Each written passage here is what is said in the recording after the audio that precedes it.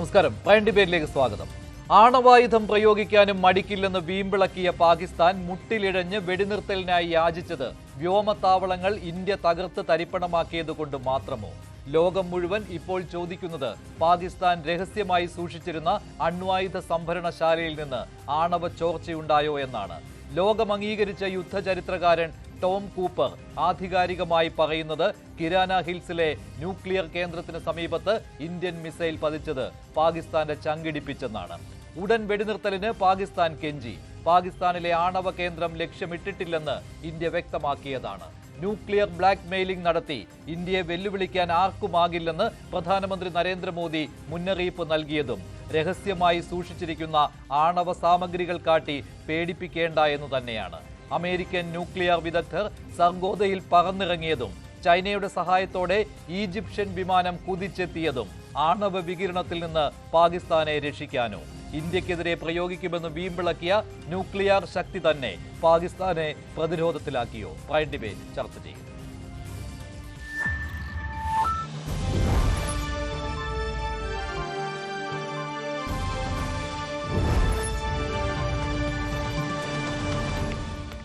ശ്രീ ശ്രീജിത് പണിക്കർ, ശ്രീ രഘുനാഥ് നായർ, ശ്രീ മോഹൻദാസ് പാറപ്പുറത്ത് എന്നിവരാണ് പ്രൈം ഡിബേറ്റിൽ ചേരുന്നത്. ആദ്യം ശ്രീ രഘുനാഥ് നായർ, ഇന്നലെ നമ്മൾ ഈ വിഷയം ചർച്ച ചെയ്തതാണ്, കുറച്ച് കാര്യങ്ങൾ ചർച്ച ചെയ്തതാണ്. ഇന്ന് പലയിടങ്ങളിൽ നിന്നും ഇത്തരത്തിലുള്ള ചർച്ചകൾ വരികയാണ്. ഇന്ത്യ വ്യക്തമാക്കി കഴിഞ്ഞതാണ് കിരാന ഹിൽസ്, അവിടെയാണല്ലോ പാകിസ്ഥാന്റെ ആണവ സംഭരണ കേന്ദ്രം, അങ്ങനെയാണല്ലോ അറിയപ്പെടുന്നത്, പാകിസ്ഥാൻ രഹസ്യമായി സൂക്ഷിക്കുന്ന ആണവ സാമഗ്രികൾ. പക്ഷേ ഇപ്പോൾ ലോകം ചോദിക്കുന്ന ഒരു കാര്യം, അത് ടോം കൂപ്പർ എന്ന യുദ്ധചരിത്രകാരന്റെ വാക്കുകളിൽ തന്നെയുണ്ട്. ഇന്ത്യൻ മിസൈൽ അതിന് സമീപത്ത് പതിച്ചിട്ടുണ്ട്. സർഗോദയിൽ സർവനാശം വിധിച്ചിരുന്നു ഇന്ത്യ. വ്യോമത്താവളം എയർബേസ് നശിപ്പിച്ചിരുന്നു ഇന്ത്യ. അപ്പോൾ അതിന് 20 കിലോമീറ്റർ ചുറ്റളവിലുള്ള ആണവ സംഭരണ കേന്ദ്രത്തിനും കേട് പറ്റിയിട്ടുണ്ട് എന്നാണ്. അങ്ങനെയെങ്കിൽ ഒരു ആണവ വികിരണം സംഭവിച്ചിട്ടുണ്ട്. പാകിസ്ഥാൻ അതിൽ ഭയപ്പെട്ടു. ഉടൻ തന്നെ വെടിനിർത്തലിന് വേണ്ടി ഇന്ത്യയോട് യാചിച്ചു. അമേരിക്കയുടെ ഇടപെടലും അവിടെയാണല്ലോ സംശയിക്കുന്നത്. ഇത് സ്ഥിരീകരിക്കാവുന്ന റിപ്പോർട്ടുകളാണോ? ഇന്ത്യ എന്തായാലും ആണവ കേന്ദ്രം ലക്ഷ്യമിട്ടിട്ടില്ല, അത് ഇന്ത്യ വ്യക്തമാക്കി കഴിഞ്ഞ കാര്യമാണ്. മഞ്ജുഷ, ഇതിനകത്ത് ടോം കൂപ്പറിന്റെ ഒരു അനാലിസിസ് റിപ്പോർട്ടിനെ നമുക്ക് തെറ്റാണെന്ന് ഒരു കാലത്തും പറയാൻ പറ്റില്ല. കാരണം ഇന്നേ വരെ അദ്ദേഹത്തിന്റെ അനാലിസിസ് എന്ന് പറയുന്നത് 100% പെർഫെക്റ്റ് ആയിരുന്നു. അപ്പോൾ അത് ഒരു ഹിസ്റ്ററിയാണ്. അയാൾ ഏറ്റവും, താങ്കൾ പറഞ്ഞ പോലെ തന്നെ ഏറ്റവും വലിയ ഒരു വാർ ഹിസ്റ്ററി അനാലിസ്റ്റ് ആണ്. അപ്പോൾ ടോം കൂപ്പർ വളരെ വ്യക്തമായിട്ട് ഇത് പറഞ്ഞിട്ടുണ്ട്. അത് ഇന്ത്യയിലെയും ചില ദേശീയ മാധ്യമങ്ങളിലൊക്കെ അതിനെക്കുറിച്ചുള്ള റെക്കോർഡിങ്ങും എല്ലാം ഉണ്ടായിരുന്നു. എനിവേ നമ്മളത് കണ്ടതാണ്. അവിടെ ഇന്ത്യ അറ്റാക്ക് ചെയ്തു എന്ന് ടോം കൂപ്പർ പറയുന്നിടത്ത് മാത്രമാണ് നമുക്ക് ചെറിയ ഒരു സംശയത്തിന്റെ ഒരു വ്യത്യാസം ഉണ്ടാകുമെന്ന് മനസ്സിലാക്കേണ്ടത്. അതിന്റെ കാരണങ്ങൾ പറയാം. ഒന്ന്, ഇപ്പം മഞ്ജുഷ് പറഞ്ഞ പോലെ തന്നെ ഇന്ത്യ അത് വളരെ ശക്തമായിട്ട് നിഷേധിച്ച കാര്യമാണ്. അത് ഇന്ത്യൻ എയർഫോഴ്സ് പോലും ശക്തമായിട്ട് നിഷേധിച്ച കാര്യമാണ്. നമ്മൾ ആ മേഖലയിലൊക്കെ അറ്റാക്ക് നടത്തിയിട്ടുണ്ട്. അപ്പം നമ്മുടെ എയർഫോഴ്സിന്റെ സീനിയർ ഓഫീസർ പറഞ്ഞത് അവിടെ പാകിസ്ഥാന്റെ ആണവായുധങ്ങൾ ഉണ്ട് എന്ന് നിങ്ങൾ പറഞ്ഞപ്പോഴാണ് ഞാനും അറിയുന്നത്. താങ്ക് യു വെരി മച്ച് എന്നാണ് പറഞ്ഞത്. What ever it is, India attack ചെയ്യാനുള്ള പോസിബിലിറ്റിയിൽ ചെറിയ എൻ്റെ ഒരു വ്യക്തിപരമായ ഒരു അനാലിസിസിൽ കാണുന്നത്, കാരണം അവിടെ ഒരു മിസൈൽ പതിച്ചെങ്കിൽ മിസൈലിന്റെ ട്രാക്ക് അവിടെ കാണും. ഒരു മിസൈൽ പോകുമ്പോൾ അതിൽ നിന്നും അതിന്റെ ഇന്ധനം കത്തി ഉണ്ടാകുന്ന ആ ഒരു ട്രാക്ക്, ഒരു ചെറിയൊരു വീഡിയോ ശകലം അതിൽ നിന്ന് അവൈലബിൾ ആണ്. അതിന്റെ അവിടെ ഒരു എക്സ്പ്ലോഷൻ ഉണ്ടാകുന്ന വീഡിയോ അവൈലബിൾ ആണ്. മിസൈലിന്റെ ട്രാക്ക് അവിടെ കാണാനില്ല. ഓൾ ഓഫ് എ സഡൻ ഒരു എക്സ്പ്ലോഷൻ ആണ് കാണുന്നത്. അപ്പോൾ അവിടെ ഒരു ബോംബാർഡിംഗ് ആണ് നടന്നിരിക്കുന്നത് എന്ന് വേണം നമ്മൾ മനസ്സിലാക്കാനായിട്ട്. അപ്പൊ ഇന്ത്യയെ സംബന്ധിച്ചിടത്തോളം അവിടെ ബോംബ് ഇടുക എന്നുള്ളത് അത്ര എളുപ്പമുള്ള കാര്യമല്ല. അതിന്റെ കാരണം എന്ന് പറഞ്ഞു കഴിഞ്ഞാൽ നമ്മുടെ യുദ്ധവിമാനങ്ങൾ അതിന്റെ അടുത്തേക്ക് പോകേണ്ടി വരും. മിസൈൽ ആണെന്നുണ്ടെങ്കിൽ നമുക്ക് ഇത്രയും ദൂരത്ത് നിന്ന് തന്നെ ഫയർ ചെയ്യാനുള്ള മിസൈലുകൾ ഉണ്ട്. ബ്രഹ്മോസ് ഒക്കെ ആണെന്നുണ്ടെങ്കിൽ 500 കിലോമീറ്ററിന്റെ മേളിൽ തന്നെ നമ്മൾ സ്കോയ് 30 കൊണ്ടുപോയിട്ട് ഫയർ ചെയ്യാനുള്ള പോസിബിലിറ്റി ഉണ്ട്. പക്ഷെ ഒരു മിസൈലിന്റെ ട്രാക്ക് കാണുന്നില്ല എന്നുള്ള ഒരു കാരണം കൊണ്ട് തന്നെ ബോംബിംഗ് ആയിരിക്കാം. ബോംബിംഗ് ആണെങ്കിൽ ഇന്ത്യക്ക് അതിന്റെ അത്രയും ക്ലോസ് വിസിറ്റിന് ഒരു 70 കിലോമീറ്റേഴ്സ് എങ്കിലും അടുത്ത് പോകേണ്ടി വരും. അപ്പൊ അങ്ങനെയാണ് പാകിസ്ഥാൻ എയർ സ്പേസിനെ വയലേറ്റ് ചെയ്ത് അകത്തേക്ക് പോകണം. ഇത്രയും ടൈറ്റ് സെക്യൂരിറ്റി ഉള്ള ഒരു സമയത്ത് ഇന്ത്യക്ക് അത് ചെയ്യാൻ സാധിക്കുമെന്ന് തോന്നുന്നില്ല. അതുകൊണ്ടാണ് ഞാൻ ഇതിനു മുമ്പും ഇന്നലെയും പറഞ്ഞത്, വേറെ 2 പോസിബിലിറ്റി ഉള്ളത്. F-35 വിമാനങ്ങൾ ഇസ്രായേലിന്റെ കയ്യിലുണ്ട്. ഇത് രാത്രി 1-1:30 മണിക്കാണ് ഈ സംഭവം നടന്നിരിക്കുന്നതെന്നാണ് അനുമാനിക്കപ്പെടുന്നത്. F-35 വിമാനങ്ങൾ ഇസ്രായേലിന്റെ കയ്യിലുള്ളപ്പോൾ അത് സകല റഡാറുകളെയും എല്ലാത്തിനെയും കണ്ണുവെട്ടിച്ചു. ലോകത്തിലെ ഏറ്റവും നല്ല സ്റ്റെൽത്ത് വിമാനങ്ങളിൽ രണ്ടാമത്തെ F-22 കഴിഞ്ഞ പിന്നെ F-35 ആണ്. ഇതിന്റെ റഡാർ ക്രോസ് സെക്ഷൻ ഒക്കെ എന്ന് പറഞ്ഞു കഴിഞ്ഞാൽ വലിയൊരു ഫുട്ബോൾ സ്റ്റേഡിയത്തിൽ ഒരു ചെറിയ കടല വെച്ച് കഴിഞ്ഞാൽ എത്രയായിരിക്കും? വലിയൊരു ഫുട്ബോൾ സ്റ്റേഡിയത്തിൽ ചെറിയ കടല വെച്ചാൽ എത്രയായിരിക്കും? അത്രയുമായിട്ട് ഇതിനെ റഡാറിൽ കാണാൻ പറ്റുള്ളൂ എന്ന് പറഞ്ഞു കഴിഞ്ഞാൽ അതിൽ കാണാൻ സാധിക്കില്ല എന്ന് തന്നെ പറയാം. ഇത് വന്നിട്ട് ഒരു പക്ഷേ ഇസ്രായേൽ വർഷങ്ങളായിട്ട് പാകിസ്ഥാന്റെ അറ്റോമിക് ഫെസിലിറ്റീസിനെ നശിപ്പിക്കാനായിട്ട് ആഗ്രഹമുണ്ട്. നമ്മുടെ പുറകെ നടന്നിട്ടുണ്ടെന്നുള്ള ഒരു വാസ്തവമാണ്, ഇത് എല്ലാവർക്കും അറിയാം. ആ ഒരു പോസിബിലിറ്റി ഉണ്ട്. അപ്പോൾ പിന്നെ താങ്കൾ പറയുന്നത് മൂന്നാമതൊരു ഇന്ത്യയുടെ മിസൈൽ അതിന് തൊട്ടടുത്തുള്ള സർഗോദ എയർബേസിൽ പതിക്കുകയും, ഞാൻ ദൃശ്യങ്ങളിൽ കാണാം, ആ സാറ്റലൈറ്റ് ഇമേജിൽ വ്യക്തമാണ്. സർഗോദ എയർബേസ് ഈ സാറ്റലൈറ്റ് ഇമേജിൽ വ്യക്തമാണ് ആക്രമണത്തിന് മുൻപും അതിനുശേഷവും എങ്ങനെയായിരുന്നുവെന്ന്. ഇത് സുക്കൂറിന്റെ ദൃശ്യമാണ് കാണുന്നത്. അതുപോലെ തന്നെയാണ് പൊലാരിയിലും സംഭവിച്ചത്, സർഗോദയിലും സംഭവിച്ചത്. സർഗോദയിൽ ആ റൺവേയിൽ വലിയ രീതിയിലുള്ള വിള്ളൽ ഉണ്ടായിട്ടുണ്ട്. ആഴത്തിലേക്കാണ് സർഗോദ എയർബേസ് അവിടുത്തെ റൺവേ തകർന്നിരിക്കുന്നത്. ഇത് നൂർഖാൻ എയർബേസിന്റെ സാറ്റലൈറ്റ് ഇമേജാണ് ഇപ്പോൾ കാണുന്നത്. ഇന്ത്യൻ ആക്രമണത്തിന് മുൻപും അതിനുശേഷവും ഉള്ള ദൃശ്യമാണ്. സർഗോദയിൽ നോക്കുമ്പോൾ ഈ സർഗോദ എയർബേസിലെ റൺവേക്ക് സമീപമാണ് ഈ പറയുന്ന കിരാന ഹിൽസ് എന്നാണല്ലോ. അതായത് പാകിസ്ഥാൻ ഈ ആണവ രഹസ്യങ്ങൾ സൂക്ഷിച്ചു വെച്ചിരിക്കുന്ന ആണവ സാമഗ്രികൾ, അത് ആയുധത്തിന്റെ രൂപത്തിലല്ല, സാമഗ്രികളാണ് സൂക്ഷിച്ചു വെച്ചിരിക്കുന്നത് എന്ന് പറയപ്പെടുന്നത്. അവിടെ ഈ സർഗോദ എയർബേസിലെ റൺവേക്ക് കേടുപാടുകൾ സംഭവിച്ചപ്പോൾ അവിടെയും കേടുപാട് സംഭവിച്ചു. അത് ടോം കൂപ്പറിന്റെ വാക്കുകളൊന്ന് കേൾക്കാം. CNN News 18 അദ്ദേഹം അഭിമുഖം നൽകിയിരുന്നു. അദ്ദേഹത്തിന്റെ വാക്കുകൾ ഡയറക്റ്റ് ഒന്ന് കേട്ടു നോക്കാം. അദ്ദേഹത്തിന്റെ വാക്കുകളിലേക്ക്. ടോം കൂപ്പർ പ്രമുഖ യുദ്ധചരിത്രകാരനാണ്, അദ്ദേഹത്തെ ലോകമെമ്പാടും അംഗീകരിച്ചതാണ്. അദ്ദേഹത്തിന്റെ വാക്കുകളിലേക്ക്. This is why I call it a clear-cut victory. The moment the Indian Air Force started striking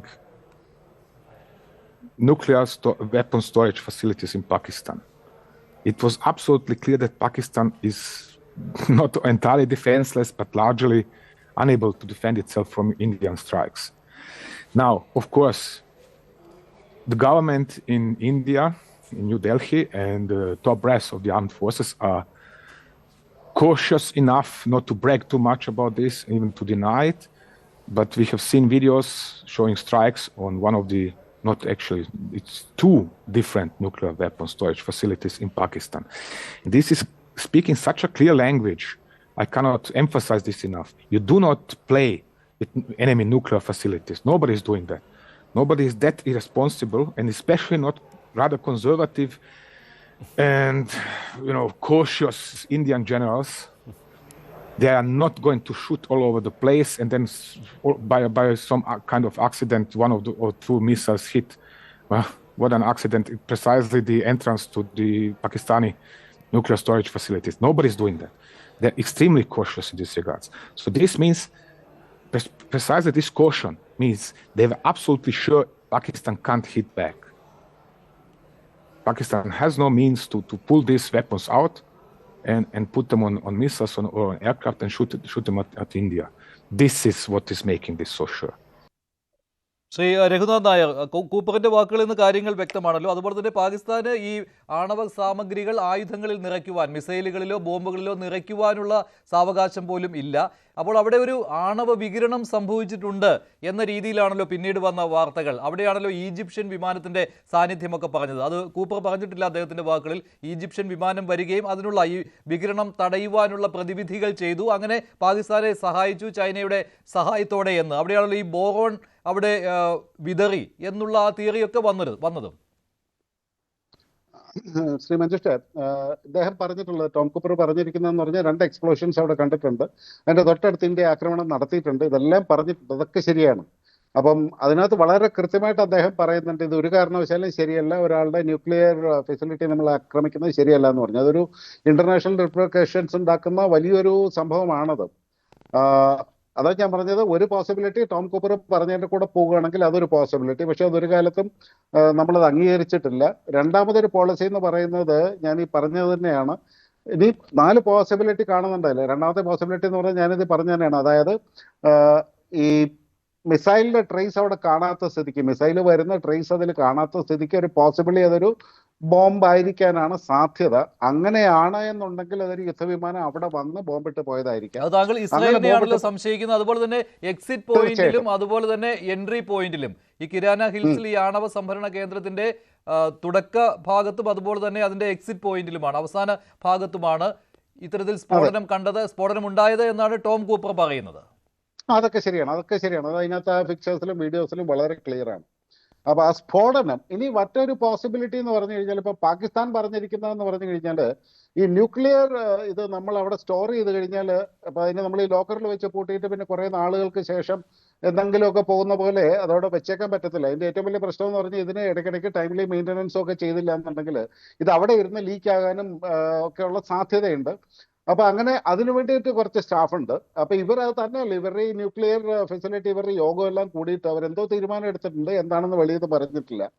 അപ്പൊ ആ സമയത്ത് ഒരു പക്ഷേ ഈ വെപ്പൺസിനെ തയ്യാറാക്കുന്ന സമയത്ത്, കാരണം ഇതൊരിക്കലും വെപ്പൺ ഫോമിലല്ല സ്റ്റോർ ചെയ്ത് വെക്കുന്നത്, അത് ഈവൻ നമ്മുടെ അല്ലാത്ത നോൺ ന്യൂക്ലിയർ മിസൈലുകളോ ബോംബുകളോ പോലും നമ്മൾ ഫുള്ളി ആംഡ് ആയിട്ടല്ല അതിനെ സ്റ്റോർ ചെയ്യുന്നത്. സ്റ്റോർ ചെയ്യുന്ന എപ്പോഴും സ്റ്റോറേജിൽ എക്സ്പ്ലോസീവ് വേറെ ആയിരിക്കും, ഈ പറഞ്ഞ മിസൈലോ ബോംബോ ഒക്കെ വേറെ ആയിരിക്കും. ആ സമയമാകുമ്പോഴാണ് ഇതിനെ കണ്ടിട്ട് നമ്മൾ കമ്പൈൻ ചെയ്യുന്നത്.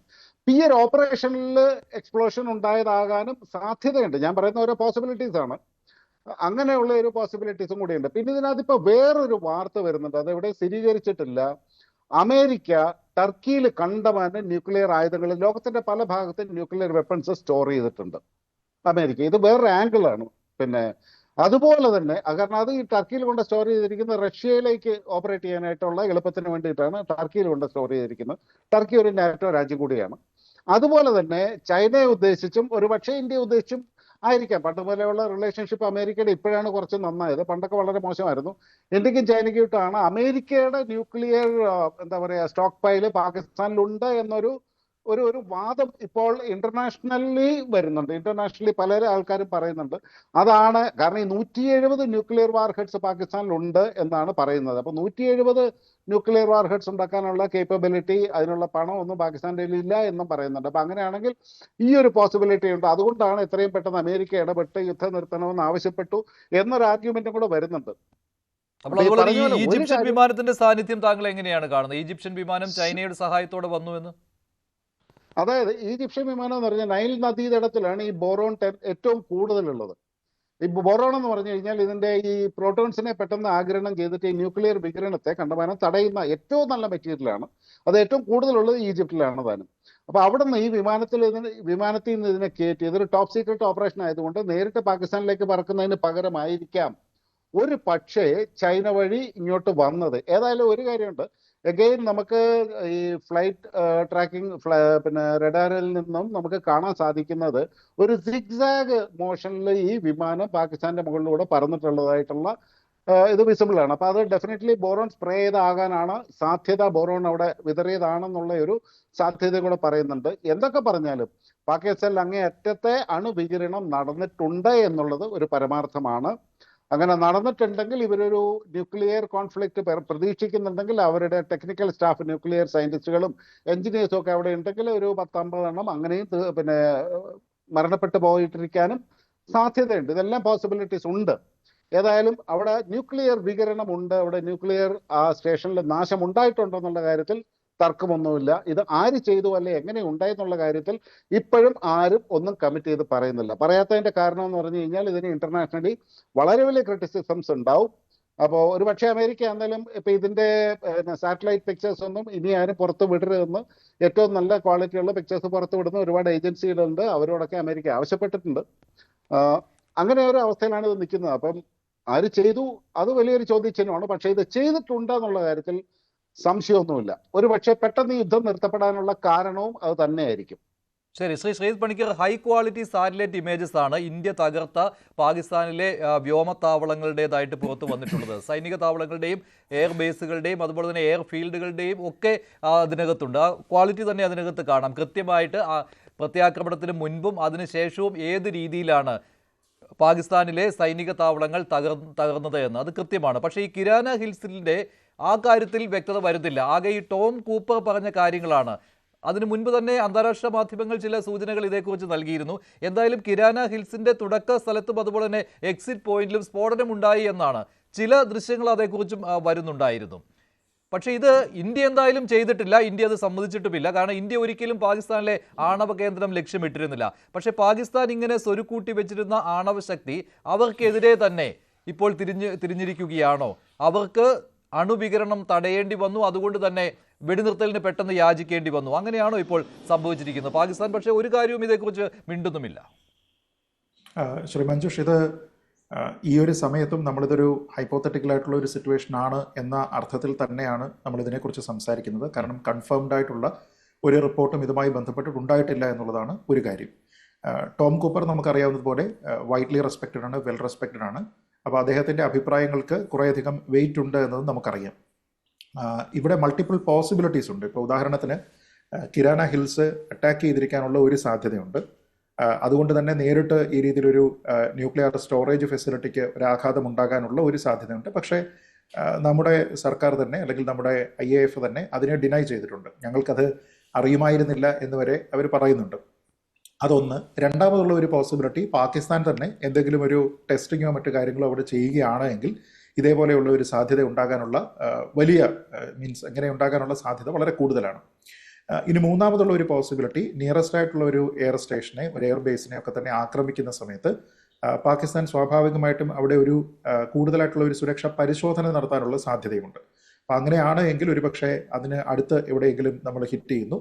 അങ്ങനെ ഹിറ്റ് ചെയ്യുകയാണെങ്കിൽ പാകിസ്ഥാൻ നിശ്ചയമായും അവരുടെ വാർഹെഡ്സ് അല്ലെങ്കിൽ വെപ്പൺട്രി ഒക്കെ തന്നെ സൂക്ഷിച്ചിരിക്കുന്ന സ്ഥലങ്ങൾ, സ്റ്റോറേജ് ഫെസിലിറ്റി ഒക്കെ തന്നെ ഇതിൻ്റെ ആഘാതത്തിൽ അതിനൊന്നും തന്നെ പ്രശ്നം ഉണ്ടായിട്ടില്ല എന്ന് പരിശോധിക്കാനുള്ള സാധ്യതകൾ വളരെ കൂടുതലാണ്. അതൊന്നുകിൽ ഒരു റൊട്ടീൻ മെയിൻ്റനൻസിൻ്റെ ഭാഗമാകാം, അതല്ല എങ്കിൽ എന്തെങ്കിലും രീതിയിലത്തേക്കുള്ള പ്രശ്നമില്ല എന്നോ ഒരു തരത്തിലുമുള്ള ലീക്ക് ഇല്ല എന്നോ ഒക്കെ തന്നെ ഉറപ്പുവരുത്തുന്നതിൻ്റെ ഭാഗമായിട്ട് അവർ ചെയ്യുന്ന പരിശോധനകളുമാകാം. ഈ മൂന്ന് പോസിബിലിറ്റിയും അവിടെ നിലനിൽക്കുന്നുണ്ട് എന്നുള്ളത് ഒരു വസ്തുതയാണ്. ഒരു പക്ഷേ ഇപ്പോൾ ഉണ്ടായിരിക്കുന്ന ഇൻഫർമേഷനുകളെല്ലാം ഈ മൂന്നാമത് പറഞ്ഞിരിക്കുന്ന കാര്യമാകാനുള്ള പോസിബിലിറ്റി വളരെ കൂടുതലാണ്. കാരണം ഏതെങ്കിലും തരത്തിലുള്ള ഒരു ആണവ ചോർച്ച ഉണ്ടെങ്കിൽ അത് രഹസ്യമായി വെക്കേണ്ടുന്ന ഒരു വിവരമല്ല എന്നുള്ളതാണ് പ്രധാനം. അതിൽ തന്നെ പാകിസ്ഥാനെ സംബന്ധിച്ചിടത്തോളം ഒരു ഇന്റർനാഷണൽ ഡിപ്ലോമസിയുടെ ഭാഗമായിട്ടാണെങ്കിലും നമ്മൾ അവിടെ കിരാന ഹിൽസിൽ അവരുടെ സ്റ്റോറേജ് ഫെസിലിറ്റിയെ നമ്മൾ ആക്രമിച്ചിട്ടുണ്ടെങ്കിൽ അത് ഇന്ത്യക്കെതിരെ അന്താരാഷ്ട്ര രംഗത്ത് അവർക്ക് ഉപയോഗിക്കാൻ പറ്റുന്ന ഏറ്റവും പ്രധാനപ്പെട്ട ഒരു പോയിന്റാണ്. കാരണം ഞങ്ങൾ ആരും തന്നെ ഈ ന്യൂക്ലിയർ പവറായിട്ടും ഞങ്ങളിത് ഉപയോഗിച്ചില്ല, ഫസ്റ്റ് യൂസ് ഞങ്ങളുടെ ഭാഗത്ത് നിന്നായിരുന്നില്ല, പക്ഷേ ഞങ്ങളുടെ ഫെസിലിറ്റികളെ ഡയറക്റ്റായിട്ട് ആക്രമിച്ചു എന്ന് വേണമെങ്കിൽ അവർക്ക് പറയാൻ പറ്റും. അങ്ങനെയാണെങ്കിൽ ഇന്റർനാഷണൽ കമ്മ്യൂണിറ്റി പോലും ഒരുപക്ഷെ പാകിസ്ഥാന് വലിയ സപ്പോർട്ട് കൊടുക്കാനുള്ള ഒരു സാധ്യതയുണ്ട്. എന്തുകൊണ്ടാണ് ഇന്ത്യ അങ്ങനെ ഒരു അറ്റാക്കിന് പോയത് എന്നുള്ള ചോദ്യങ്ങളൊക്കെ വരാൻ സാധ്യതയുണ്ട്. അപ്പോൾ ഡിപ്ലോമാറ്റിക്കലി ആണെങ്കിലും ഇന്ത്യക്കെതിരെ പ്രയോഗിക്കാൻ പറ്റാവുന്ന ഒരു പോയിന്റ് പാകിസ്ഥാൻ ഇതുവരെ റൈസ് ചെയ്തിട്ടില്ല എന്ന് വെച്ചാൽ ഒരുപക്ഷെ IAF പറഞ്ഞിരിക്കുന്നത് തന്നെയാണ് ശരി എന്ന് നമ്മൾ ഊഹിക്കേണ്ടി വരും. അതായത് നമ്മൾ നേരിട്ട് അവരുടെ ടാർഗറ്റിനെ ഹിറ്റ് ചെയ്തിട്ടില്ല എന്നുള്ളത്. പിന്നെ ഉള്ളത് മറ്റ് രണ്ട് പോസിബിലിറ്റിയാണ്. അത് പാകിസ്ഥാൻ ഇത് ടെസ്റ്റ് ചെയ്യുകയായിരുന്നുവെങ്കിൽ ഒരിക്കലും അവർക്കത് സമ്മതിക്കാനായിട്ട് ബുദ്ധിമുട്ടുണ്ടാകും. അങ്ങനെയാണെങ്കിൽ നിലവിലത്തെ സിറ്റുവേഷൻ ഉണ്ടാകാം. അതായത് കുറേ റൂമേഴ്സ് ഉണ്ടാകുന്നു, കുറേയധികം ആൾക്കാരുടെ അഭിപ്രായങ്ങൾ ഉണ്ടാകുന്നു, പക്ഷേ പാകിസ്ഥാൻ ആ കാര്യത്തിൽ പ്രതികരിക്കുന്നില്ല, അല്ലെങ്കിൽ അങ്ങനെയുള്ള പ്രശ്നങ്ങളൊന്നും ഇല്ല എന്ന ഒരു സ്റ്റാൻഡ് അവരെടുക്കുകയാണ്. മൂന്നാമത്തെ പോസിബിലിറ്റി ആണെങ്കിലും ഇങ്ങനെ തന്നെ വരാനുള്ള സാധ്യതയുണ്ട്. കാരണം അവരുടെ ഫെസിലിറ്റിയുടെ നിയർ ബൈ ആണ് സ്ഫോടനം ഉണ്ടായിരിക്കുന്നത് എങ്കിൽ പോലും അവരായിട്ട് ഒരു വോളണ്ടറി ചെക്ക് നടത്തുകയാണെങ്കിൽ അതും അവർ കൺഫേം ചെയ്യാനുള്ള സാധ്യത വളരെ കുറവാണ്. അപ്പോൾ അതുകൊണ്ട് നിലവിൽ ഞാൻ കരുതുന്നത് അൺകൺഫേംഡ് ആണ് എന്നുള്ള സാഹചര്യത്തിൽ പ്രശ്നങ്ങളൊന്നും ഇല്ല എന്ന് തന്നെയാണ്. അതിലുള്ള ഒരു പ്രധാനപ്പെട്ട മറ്റൊരു കാര്യം, ഈ വ്യോമത്താവളങ്ങളിൽ അടിയേറ്റത് കൊണ്ട്, അത് നാമാവശേഷമായതുകൊണ്ട് മാത്രം പാകിസ്ഥാൻ ഇങ്ങനെ ഒരു വെടിനിർത്തലിന് തയ്യാറായി. അതൊരു യാചനയായിരുന്നുവല്ലോ രംഗത്തേക്ക് എത്തുമ്പോൾ. അതുപോലെ തന്നെ അമേരിക്കയുടെ പെട്ടെന്നുള്ള ഇടപെടൽ, ഇതൊക്കെയാണല്ലോ സംശയകരമായി നിൽക്കുന്നത്. ഇതിൽ ഇന്ത്യക്കൊന്നും മറച്ചു വെക്കാനില്ല. ഇന്ത്യ കൃത്യമായി കാര്യങ്ങൾ വ്യക്തമാക്കിയിട്ടുണ്ട്. ഇങ്ങോട്ട് വെടിനിർത്തൽ അഭ്യർത്ഥിച്ചുകൊണ്ട് വന്നതാണ്. അപ്പോൾ കൃത്യമായി പറഞ്ഞു, ഭീകരതയെ ഇനിയും പ്രോത്സാഹിപ്പിക്കാനാണ് ശ്രമമെങ്കിൽ സമ്മതിക്കില്ല, മറിച്ചാണെങ്കിൽ വെടിനിർത്തലിന് തയ്യാറാണെന്ന്. അത് പാകിസ്ഥാൻ സമ്മതിച്ചു എന്നാണല്ലോ. അപ്പോൾ എന്തോ വലിയ കാര്യം പാകിസ്ഥാനിൽ സംഭവിച്ചിട്ടുണ്ട്, ഇന്ത്യയുടെ പ്രത്യാക്രമണത്തിന് അപ്പുറം. അതാണ് ഈ ഒരു തിയറിയിലേക്ക് വരുന്നത്, കിരാന ഹിൽസിലെ ആണവ സംഭരണ കേന്ദ്രത്തിന് അടിയേറ്റിട്ടുണ്ട് എന്ന്. അവിടെ നിന്ന് വികിരണം പോസിബിൾ ആണ്. പക്ഷേ നമ്മൾ ചെയ്തിരുന്ന ഒരു കാര്യം ഒരുപക്ഷെ പാകിസ്ഥാൻ എക്സ്പെക്ട് ചെയ്യുന്ന ഒരു സ്കെയിലിൽ ആയിരുന്നില്ല എന്നുള്ളതും വളരെ പ്രധാനമാണ്. അതായത് നമ്മൾ മനസ്സിലാക്കുന്നത് വളരെ ക്രെഡിബിളായിട്ട് ഈ ഒരു സമയത്ത് റിപ്പോർട്ട് ചെയ്തിരിക്കുന്ന പല മാധ്യമങ്ങൾ, പല മാധ്യമ പ്രവർത്തകർ, അവരിൽ നിന്ന് ഒരുപക്ഷെ ഒഫീഷ്യൽ കൺഫർമേഷൻ ഉണ്ടാകുന്നതിന് മുമ്പ് തന്നെ വളരെ കൃത്യമായിട്ട് റിപ്പോർട്ട് ചെയ്തിരിക്കുന്ന ചില ആൾക്കാരുണ്ട്. ഇപ്പോൾ ഉദാഹരണത്തിന് ശിവ് അറൂരിനെ പോലെയുള്ള വളരെ റെസ്പോൺസിബിളായിട്ട് റിപ്പോർട്ട് ചെയ്യുന്ന ചില മാധ്യമ പ്രവർത്തകരുണ്ട്. അദ്ദേഹം തന്നെ പറഞ്ഞത് 100% take it from my mouth, 11 air സ്റ്റേഷനുകളിൽ 90 മിനിറ്റിനുള്ളിൽ ഇന്ത്യ അറ്റാക്ക് ചെയ്തു എന്നാണ്. 11 എയർബേസുകളെ 10-ാം തീയതി രാവിലെ 90 മിനിറ്റിനുള്ളിൽ 1.5 മണിക്കൂറിനുള്ളിൽ അറ്റാക്ക് ചെയ്തു എന്നാണ്. എന്ന് വെച്ചാൽ 1 ഡസനോളം പാകിസ്ഥാന്റെ എയർബേസുകളെ അറ്റാക്ക് ചെയ്യുകയും അവരുടെ ഫെസിലിറ്റികളെ നിർവീര്യമാക്കുകയും അവരുടെ റൺവേ ഒക്കെ തന്നെ ബോംബിട്ട് തകർക്കുകയും ഒക്കെ ചെയ്തു കഴിഞ്ഞാൽ അതിനർത്ഥം അത്രയും എയർബേസുകൾ ലിറ്ററലി ഡീകാപ്പിറ്റേറ്റ് ചെയ്യപ്പെട്ടു എന്നാണ്. അവിടെ നിന്ന് റൺവേ ഉണ്ടെങ്കിൽ മാത്രമേ അവരുടെ ജെറ്റ്സിനൊക്കെ തന്നെ പറക്കാനായിട്ട് കഴിയുകയുള്ളൂ. അപ്പോൾ നേരിട്ട് അവരുടെ ഏതെങ്കിലും ഒരു പ്ലെയിനിനെ അത് ഡൗൺ ചെയ്യുന്നതിനേക്കാൾ കൂടുതൽ ഇഫക്റ്റീവാണ് ഒരുപക്ഷെ ഇതിൻ്റെ ഹാങ്ങറും മറ്റുമുള്ള സ്ഥലങ്ങളിൽ ഇതിൻ്റെ എയർ ബേസുകളിലൊക്കെയുള്ള റൺവേ ഡിസ്ട്രോയ് ചെയ്യുക എന്നുള്ളത്. അപ്പോൾ അങ്ങനെയൊക്കെ ചെയ്യുക എന്ന് പറയുമ്പോൾ പാകിസ്ഥാനെ സംബന്ധിച്ചിടത്തോളം കംപ്ലീറ്റ്ലി ഇമ്മൊബൈൽ ആകാനുള്ള ഒരു സാധ്യതയുണ്ട്. നമ്മൾ ആദ്യം പറഞ്ഞതുപോലെ പാകിസ്ഥാൻ ഒരുപക്ഷെ പ്രതീക്ഷിച്ചിട്ടുണ്ടാവുക ബാലക്കോട്ട് പോലെയുള്ള ഏതെങ്കിലും ഒരു സ്ഥലത്തുള്ള ഒരു പ്രതികാര നടപടി എന്ന രീതിയിലത്തേക്ക് ഇന്ത്യയുടെ ഒരു പ്രത്യാക്രമണമായിരുന്നുവെങ്കിൽ നമ്മൾ അവരെ ഞെട്ടിച്ചത് 9 ഇടത്ത് ഒന്നിച്ചടിച്ചത് കൊണ്ടാണ്.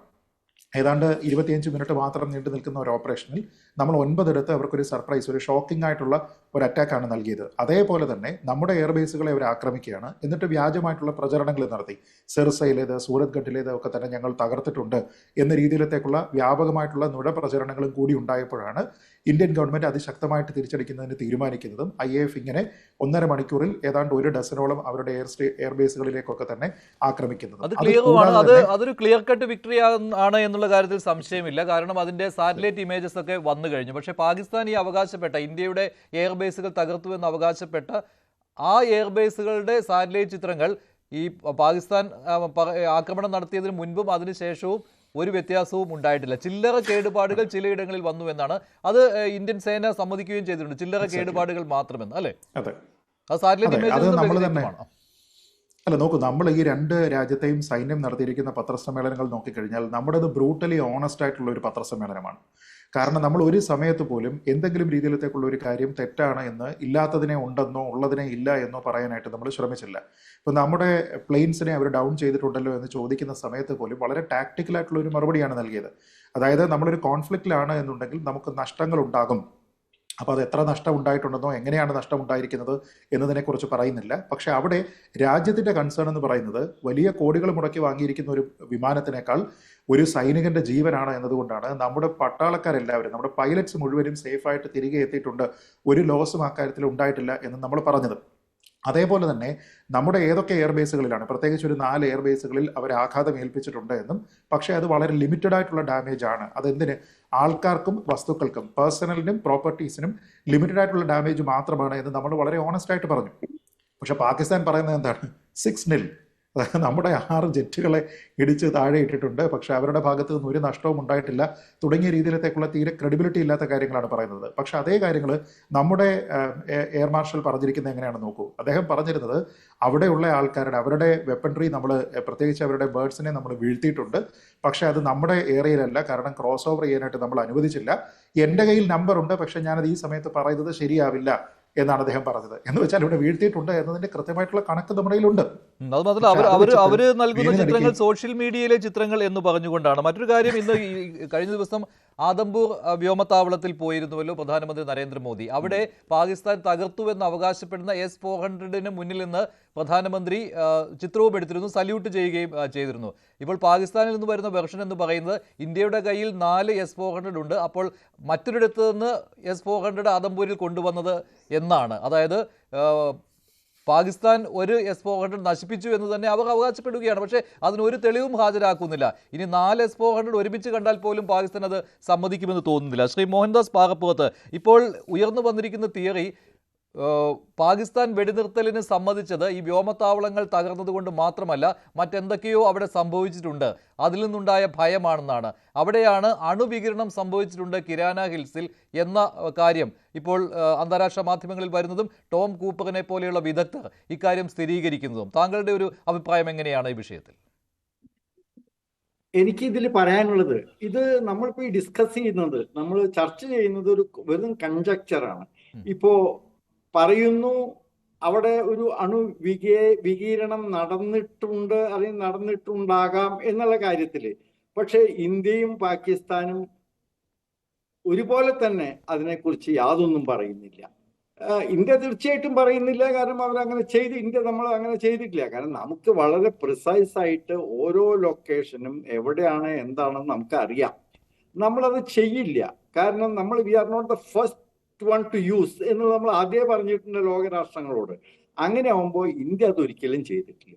ഇനി അങ്ങനെ ഒരു സംഭവം അവിടെ നടന്നിട്ടുണ്ടെങ്കിൽ ഇരാന ഹിൽസിലോ മറ്റോ എന്തെങ്കിലും അതിന്റെ ഒരു സൈൻ ഉണ്ടെങ്കിൽ പാകിസ്ഥാൻ വെറുതെ ഇരിക്കുന്നു വിചാരിക്കുന്നുണ്ടോ? മിണ്ടാതിരിക്കുന്നുണ്ടോ? അവർ ഉടനത് പറയില്ല. അന്താരാഷ്ട്ര സമൂഹത്തിന് മുമ്പിൽ അവർ ഉയർത്തി കാട്ടില്ല. അവർക്കിപ്പോ 1-2 എയർബേസ് നഷ്ടപ്പെട്ടതിനെക്കാട്ടിലും കൂടുതൽ ഇന്ത്യ അത് ആക്രമിച്ചു എന്നുള്ളത് അവർ തുറന്ന് പറഞ്ഞ് അതല്ലേ അവർക്ക് ഏറ്റവും കൂടുതൽ വലിയൊരു കാര്യമായിട്ട് അവർ കാണിക്കുക. അതും അവർ ചെയ്തിട്ടില്ല.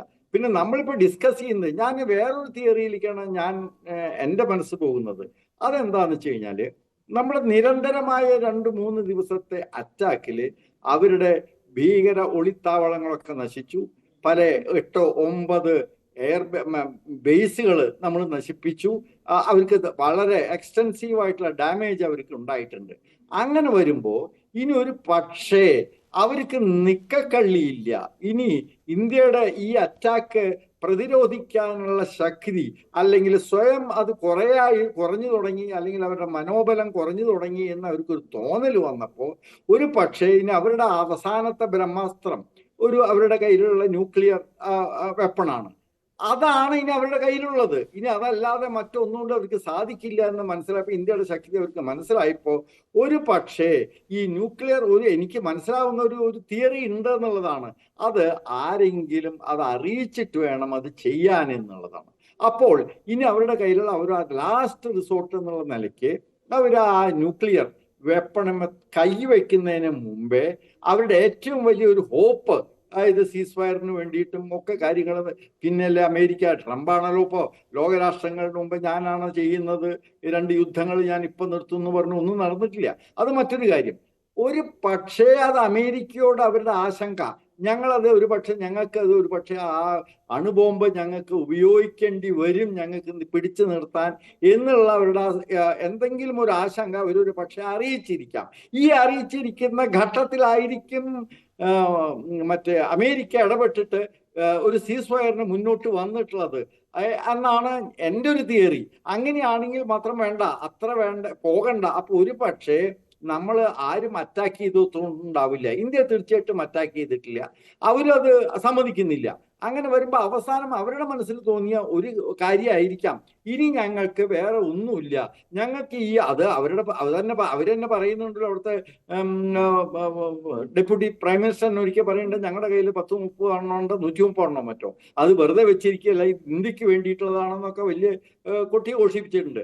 ആ സമയത്ത് അവർക്ക് ഒരു അവസാനത്തെ ഒരു റിസോർട്ട് എന്നുള്ള നിലയ്ക്ക് ഇനി ഞങ്ങളത് ഉപയോഗിക്കും. പക്ഷേ ആ ഉപയോഗിക്കുന്നതിന് മുമ്പേ ലോകത്തിലെ വലിയ ശക്തി ഒരു പക്ഷേ അവർക്ക് എന്തെങ്കിലും സഹായം നൽകുന്ന ഒരു രാഷ്ട്രമായിട്ട് അവർ അമേരിക്കയെ കണ്ടിട്ടുള്ള ഒരു ബിഗ് ബ്രദർ എന്ന നിലയ്ക്ക് ഒരു പക്ഷേ അവരുടെ ആ കാര്യങ്ങൾ അവരായിട്ട് സംസാരിച്ചിട്ടുണ്ടാവും അമേരിക്കയോട്.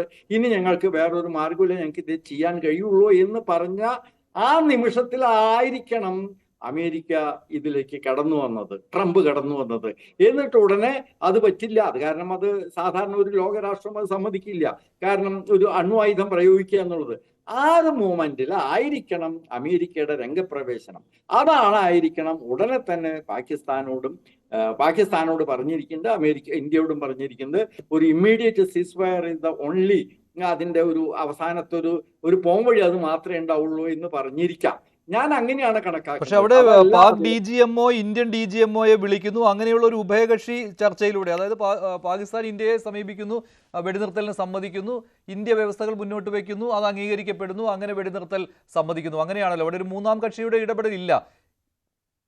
ഈ 3ാം കക്ഷി ഉണ്ടല്ലോ, അത് അമേരിക്ക പറയുകാരനാണല്ലോ ഇപ്പൊ ഇത് സംഭവിക്കുന്നത്. അവർക്കും അറിയാം 3ാം കക്ഷിയായിട്ട് ഞങ്ങൾ രംഗപ്രവേശനം ചെയ്യേണ്ട ഒരു ആവശ്യമില്ല. അതുകൊണ്ടാണല്ലോ ഈ DGMO ഒക്കെ മറ്റേതെങ്ങനെ വിളിച്ച് നിങ്ങൾ സംസാരിക്കൂ എന്നൊക്കെ പറയണത്.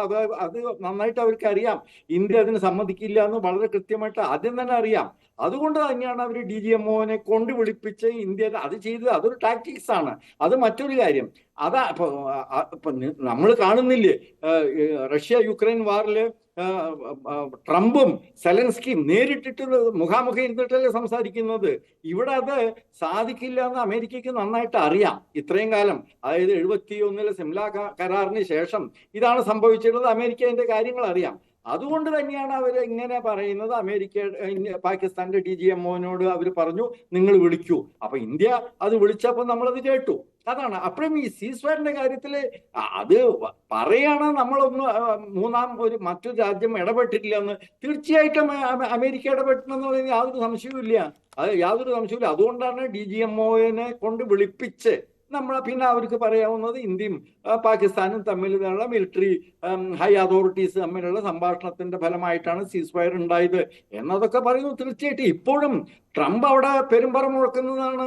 എന്താണത്? ആ 2 ന്യൂക്ലിയർ രാജ്യങ്ങൾ തമ്മിലുള്ള വലിയ സംഘടനകൾ ഞാൻ ഒഴിവാക്കി. അദ്ദേഹം എന്തെല്ലാം ക്രെഡിറ്റ് എടുക്കുന്നത് അതിന് യാതൊരു സംശയവുമില്ല. ഒരു കൈ വന്നിട്ടുണ്ട് അമേരിക്കയുടെ എന്നുള്ളത് യാതൊരു സംശയമില്ല സീസ്ഫയറിൽ. അത് സംശയമില്ല. നമ്മൾ എന്തൊക്കെ പറഞ്ഞാലും. അല്ലെങ്കിൽ ഇപ്പൊ വെറുതെ ഒരു DGMO പാകിസ്ഥാനെ അങ്ങോട്ട് വിളിക്കുകയാണോ ചെയ്യുന്നത്? അപ്പൊ ഇന്ത്യ അത് കേൾക്കുകയാണോ? അതല്ല കാര്യം. അതിൽ എന്തോ കാര്യമുണ്ട്. പക്ഷെ ഇവിടെ വൈസ് പ്രസിഡന്റ് തന്നെ, അമേരിക്കൻ വൈസ് പ്രസിഡന്റ് തന്നെ എല്ലാവരോടും സംസാരിച്ചു എന്നുള്ളത് നമ്മുടെ വിദേശകാര്യമന്ത്രി തന്നെ പറഞ്ഞിട്ടുണ്ട്. അപ്പൊ ഇതിന്റെ ഈ യുദ്ധം യുദ്ധം ഞാൻ പറയുന്നില്ല. ഈ അറ്റാക്ക് അതിന്റെ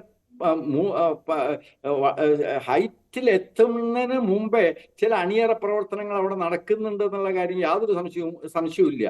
അപ്പൊ അത് കുറച്ച് ദിവസങ്ങൾക്ക് മുമ്പ് എന്താണ് ട്രംപ് പറഞ്ഞത്? അത് between India and Pakistan we are not interested എന്ന് പറഞ്ഞ ആള് 2-3 ദിവസത്തിന്റെ ഉള്ളിലാണ് ഞാൻ തന്നെയാണ് ഇതിന്റെ കാര്യങ്ങൾ ചെയ്യാൻ പോകുന്നത്, ചെയ്തിട്ടുള്ള ക്രെഡിറ്റ് എടുത്തിട്ടുള്ള ഒക്കെ അങ്ങനെയാണ്. ശരിയാണ്. ശ്രീ രഘുനാഥ് നായർ, ഇപ്പോൾ JD വാൻസും പറഞ്ഞത് നൺ ഓഫ് അവർ ബിസിനസ് എന്നാണ് പറഞ്ഞിരുന്നത്. അതിന് പിന്നാലെ ഇപ്പോൾ ആ ഒരു ദിവസം 10-ാം തീയതി ഉച്ചയോടുകൂടിയാണ് എല്ലാം മാറി മറിഞ്ഞത്. അവിടെ അമേരിക്കയെ ഭയപ്പെടുത്തി എന്തോ ഒരു കാര്യം അവിടെ സംഭവിച്ചിട്ടുണ്ട് എന്നാണല്ലോ. എന്തായാലും കിരാന ഹിൽസിൽ എന്തോ സംഭവിച്ചിട്ടുണ്ട്. അതിപ്പോൾ ഇദ്ദേഹം ശ്രീ മോഹൻദാസ് പാറപ്പുറത്ത് പറഞ്ഞ ആ തിയറിയോട് താങ്കൾ യോജിക്കുന്നുണ്ടോ?